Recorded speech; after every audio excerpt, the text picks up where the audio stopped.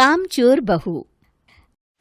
कांता बहन की 2 बहुएं थीं, बड़ी कल्पना और छोटी प्रिया। कल्पना का जैसा नाम वैसा ही काम। सारा दिन कल्पनाओं में रहती, ना कोई काम करती न कोई धाम। अरे कल्पना बहू, जरा अच्छी सी चटनी पीस दे, आज कुछ मजेदार खाने का मन है। पेट में जलन हो जाएगी माँ जी बुढ़ापे में, और वैसे भी मेरा काम करने का वक्त शाम का है, अब प्रिया को ही बोल दो। इतना कहकर कल्पना वहां से चली जाती है।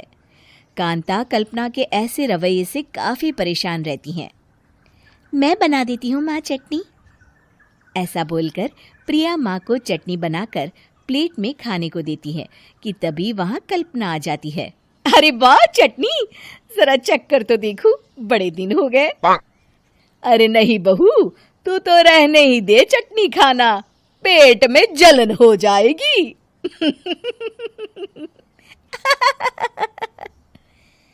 इतना कहकर कांता और प्रिया दोनों हंसने लगते हैं।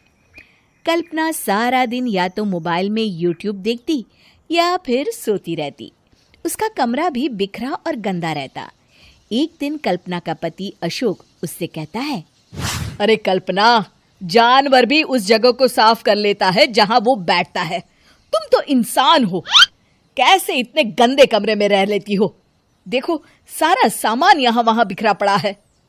ज्यादा अपनी माँ का बोल ना बोलो। हाँ, कमरा तुम्हारा भी तो है, गंदा लग रहा है तो साफ कर लो। पता नहीं तुम्हारे साथ मैं कैसे जिंदगी बिताऊंगा। इतना कहकर अशोक वहां से चला जाता है। कल्पना बस खाना खाने कमरे से बाहर आती और फिर से कमरे में चली जाती।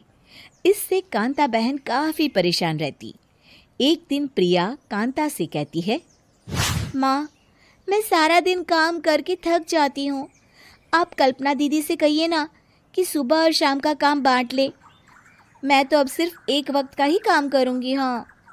अरे तू वो भी ना करना, एक बहू तो कामचोर थी ही, दूसरी भी आ गई काम ना करने के बहाने लेकर। तभी वहां प्रिया का पति रमेश आ जाता है। माँ, मैं देख रहा हूँ भाभी कोई काम नहीं करती, प्रिया सारा दिन घर और रसोई का काम करती है, अब कुछ करो ना माँ। कांता मन में कुछ सोचती है और कल्पना के पास जाती है। कल्पना फोन पर मेकअप करना देख रही होती है। कल्पना, तुम सारा दिन बस मोबाइल देखती हो, घर का कोई काम भी कर लिया करो।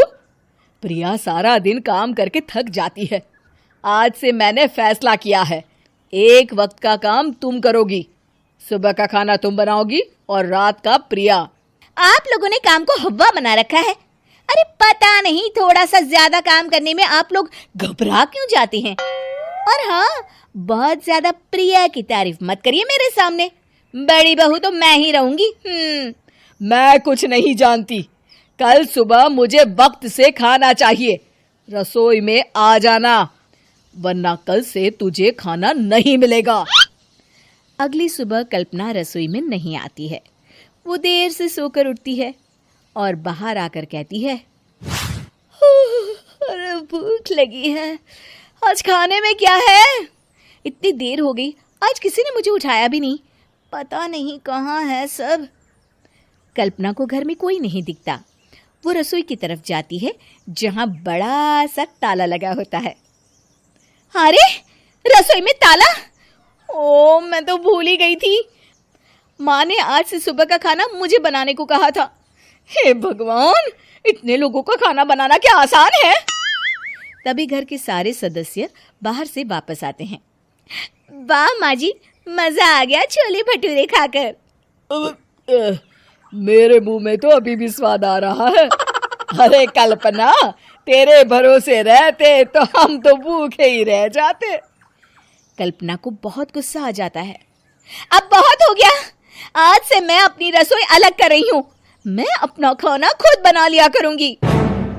कल्पना अपनी रसोई अलग कर लेती है, पर आए दिन उसका देर से उठना और काम न करने की आदत से वो भूखी ही रह जाती थी। उसी के सामने घर के लोग अच्छे अच्छे पकवान खाते और कामचोर कल्पना को जैसे तैसे ही खाना बनाकर खाना पड़ता।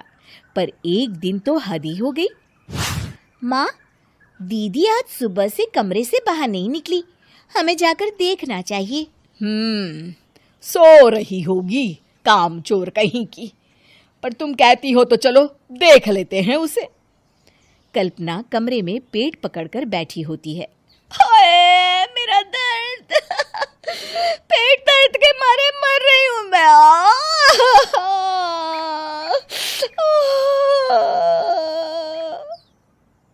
अरे दीदी, क्या हुआ? पेट में दर्द क्यों हो रहा है? डॉक्टर को दिखाया आपने? माँ। कल्पना खड़ी होती है और माँ जी के पास आती है। मुझे माफ कर दीजिए, अब से मैं सारे काम में मदद करूंगी, कभी आलस और काम चोरी नहीं करूंगी।